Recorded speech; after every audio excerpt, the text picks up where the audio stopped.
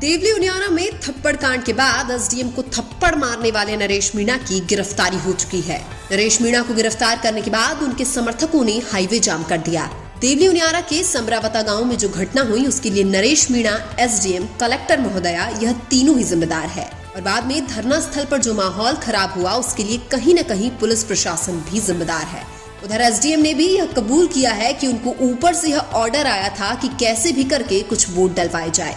SDM ने कहा कि मुझे कलेक्टर ने इसलिए भेजा था कि मैं 2-5 वोट डलवाकर 100% बहिष्कार को रोक सकूं, क्योंकि अगर किसी भी पोलिंग बूथ पर 5 लोग भी वोट डाल देते हैं तो उसको 100% बहिष्कार नहीं माना जाता है। इसलिए एसडीएम ने 3 लोगों पर दबाव बनाकर वोट डलवा दिए थे।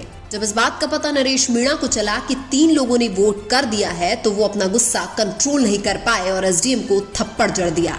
घटना के बाद रात को समरावता गांव में पुलिस प्रशासन की भी नाकामी देखने को मिली। ग्रामीणों का आरोप है कि धरना स्थल पर रोटी खाते हुए लोगों पर पुलिस प्रशासन ने लाठियां बरसाई और माहौल खराब किया। इसके बाद पुलिस और ग्रामीणों में झड़प हो गई और सैकड़ों गाड़ियां जलकर खाक हो गई। कई ग्रामीण भी घायल हो गए। घटना से पहले नरेश मीणा समरावता गांव के लोगों के साथ उपखंड मुख्यालय को बदलवाने की मांग को लेकर धरने पर बैठे थे। ग्रामीणों की मांग थी कि जब तक कलेक्टर आकर हमें उपखंड मुख्यालय को बदलने का आश्वासन नहीं देते तब तक हम वोट नहीं करेंगे।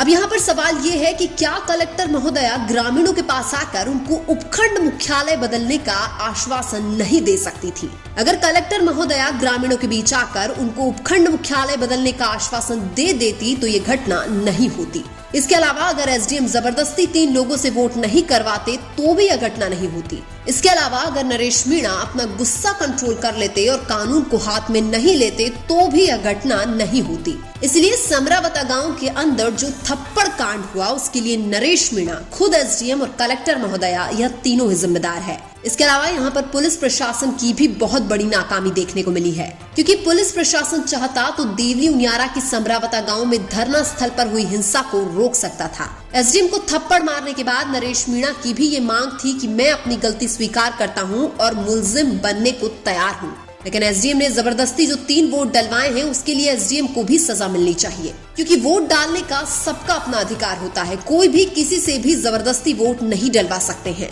घटना के दूसरे दिन जब नरेश मीणा को गिरफ्तार किया गया तो समरावता गांव में एक बार फिर से माहौल बिगड़ गया था। नरेश मीणा की गिरफ्तारी के बाद डॉक्टर किरोड़ी लाल मीणा समर्थकों और ग्रामीणों के बीच पहुंचे थे।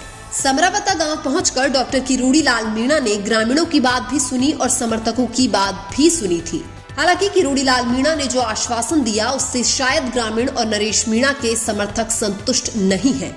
ग्रामीणों ने किरोड़ी लाल मीणा को भी बताया कि पुलिस ने ही घरों में घुसकर मारपीट की और पुलिस ने ही गाड़ियां चलाई थी। वहीं नरेश मीणा के समर्थकों द्वारा हाईवे जाम करने से आम जनता को भी परेशानी का सामना करना पड़ रहा है।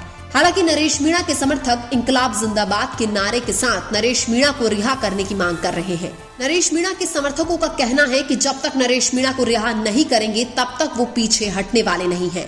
यहाँ पर पूरा समरावता गांव भी नरेश मीणा के साथ है और ग्रामीण भी नरेश मीणा को रिहा करने की मांग कर रहे हैं। समर्थकों की यह भी मांग है कि नरेश मीणा पर एक तरफा कार्रवाई नहीं की जाए। यहाँ पर गलती प्रशासन, एसडीएम और कलेक्टर महोदया की भी है, इसीलिए उनको भी सजा दी जानी चाहिए। इस घटना पर ज्यादातर मीडिया निष्पक्ष नहीं है और वो एक तरफा नरेश मीणा को ही इस घटना का दोषी बता रहे हैं। इसलिए इस घटना के लिए जो भी जिम्मेदार है उन सभी को सजा मिलनी चाहिए, किसी एक को नहीं। इस घटना पर हम नरेश मीणा के समर्थकों से शांति बनाए रखने की अपील करते हैं, लेकिन इस पूरी घटना पर नरेश मीणा, एसडीएम, कलेक्टर महोदया और प्रशासन पर आपकी क्या राय है कमेंट करके जरूर बताएं। वीडियो अच्छा लगा तो लाइक कीजिए और हमारे चैनल मीणा की आवाज को सब्सक्राइब कीजिए। धन्यवाद।